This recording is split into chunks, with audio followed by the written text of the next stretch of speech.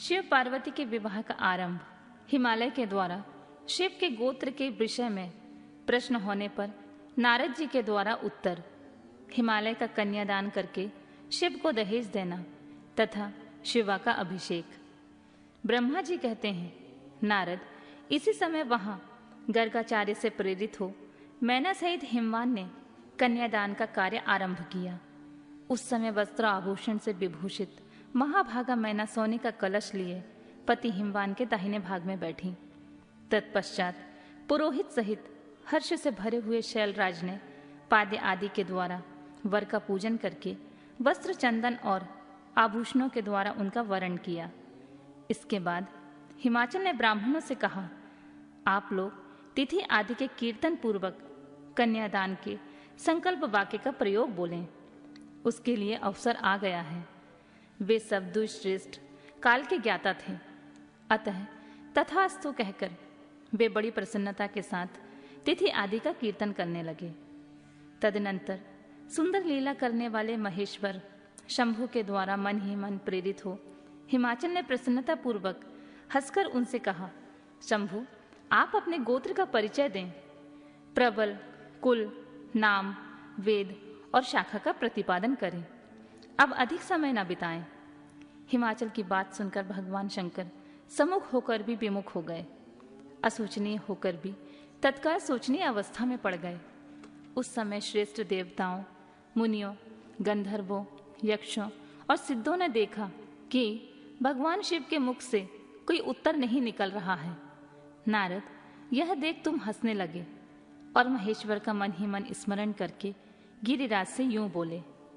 नारद ने कहा, पर्वतराज, तुम मूढ़ता के वशीभूत होकर भी कुछ नहीं जानते। महेश्वर से क्या कहना चाहिए और क्या नहीं, इसका तुम्हें पता नहीं है। वास्तव में तुम बड़े बहिमूर्ख हो।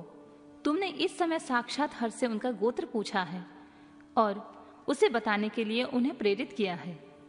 तुम्हारी यह बात अत्यंत उपहासजनक है। पर्वतराज, इनके गोत्र, कुल और नाम को तो विष्णु और ब्रह्मा आदि भी नहीं जानते हैं, फिर दूसरे की क्या चर्चा है। शैलराज, जिनके एक दिन में करोड़ों ब्रह्माओं का लय होता है, उन्हीं भगवान शंकर को तुमने आज काली के तपोबल से प्रत्यक्ष देखा है। इनका कोई रूप नहीं है। ये प्रकृति से परे निर्गुण पर ब्रह्मा परमात्मा है। निराकार, निर्विकार, मायाधीश एवं परात्पर है। गोत्र, कुल और नाम से रहित स्वतंत्र परमेश्वर हैं। साथ ही अपने भक्तों के प्रति बड़े दयालु हैं। भक्तों की इच्छा से ही ये निर्गुण से सगुण हो जाते हैं। निराकार होते हुए भी सुंदर शरीर धारण कर लेते हैं और अनामा होकर भी बहुत से नाम वाले हो जाते हैं। ये गोत्रहीन होकर भी उत्तम गोत्र वाले हैं, कुलहीन होकर भी कुलीन हैं। पार्वती की तपस्या से ही आज तुम्हारे जमाता बन गए हैं। इसमें कोई संशय नहीं है गिरिश्रेष्ठ। इन लीला बिहारी परमेश्वर ने चराचर जगत को मुंह में डाल रखा है। कोई कितना ही बुद्धिमान क्यों ना हो, वह भगवान शिव को अच्छी तरह नहीं जानता। ब्रह्मा जी कहते हैं, मुने, ऐसा कहकर शिव की इच्छा से कार्य करने वाले तुझ ज्ञानी देवर्षि ने शैलराज को अपनी वाणी से हर्ष प्रदान करते हुए फिर इस प्रकार उत्तर दिया। नारद बोले, शिवा को जन्म देने वाले तात महाशैल, मेरी बात सुनो और उसे सुनकर अपनी पुत्री शंकर जी के हाथ में दे दो। लीला पूर्वक रूप धारण करने वाले सगुण महेश्वर का गोत्र और कुल केवल नाद ही है। यह बात अच्छी तरह समझ लो। शिव नादमय है और नाद शिवमय है। यह सर्वथा सच्ची बात है। नाद और शिव, इन दोनों में कोई अंतर नहीं है शैलेंद्र। सृष्टि के समय सबसे पहले लीला के लिए सगुण रूप धारण करने वाले शिव से नाद ही प्रकट हुआ था। अतः वह सबसे उत्कृष्ट है। हिमालय, इसलिए मन ही मन सर्वेश्वर शंकर के द्वारा प्रेरित हो मैंने आज अभी वीणा बजाना आरंभ कर दिया था।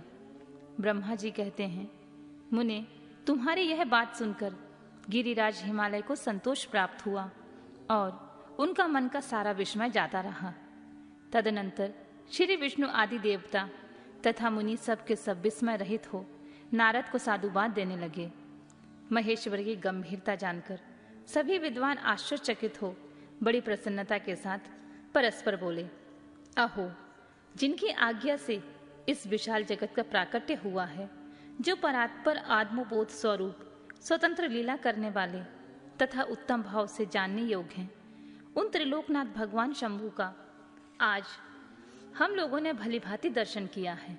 तदनंतर हिमालय ने विधि के द्वारा प्रेरित हो भगवान शिव को अपनी कन्या का दान कर दिया। कन्यादान करते समय वे बोले, परमेश्वर, मैं अपनी यह कन्या आपको देता हूँ, आप इसे पत्नी बनाने के लिए ग्रहण करें। सर्वेश्वर, इस कन्यादान से आप संतुष्ट हों। और मंत्र का उच्चारण करके हिमाचल ने अपनी पुत्री त्रिलोकजनी पार्वती को महान देवता रुद्र के हाथ में दे दिया।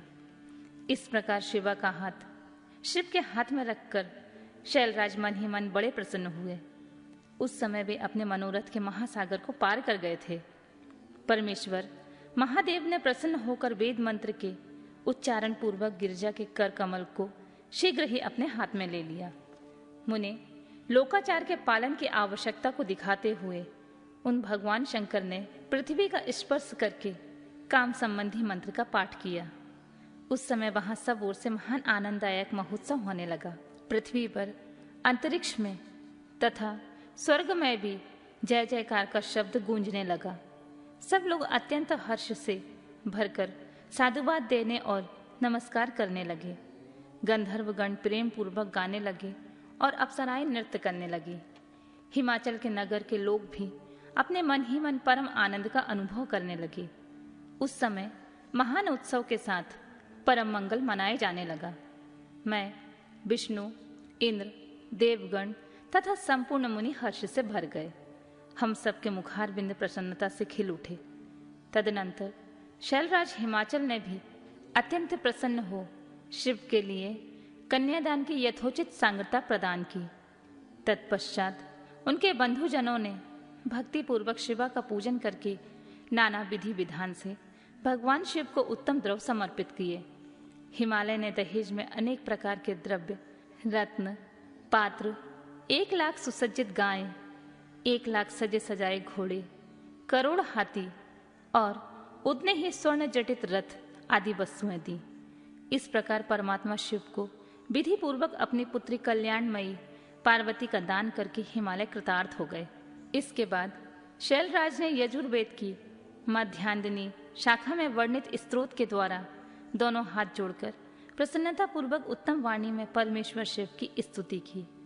तत्पश्चात वेद वेदता हिमालय की आज्ञा देने पर मुनियों ने बड़े उत्साह के साथ शिवा के सिर पर अभिषेक किया और महादेव जी का नाम लेकर उनकी अभिषेक की विधि पूरी की।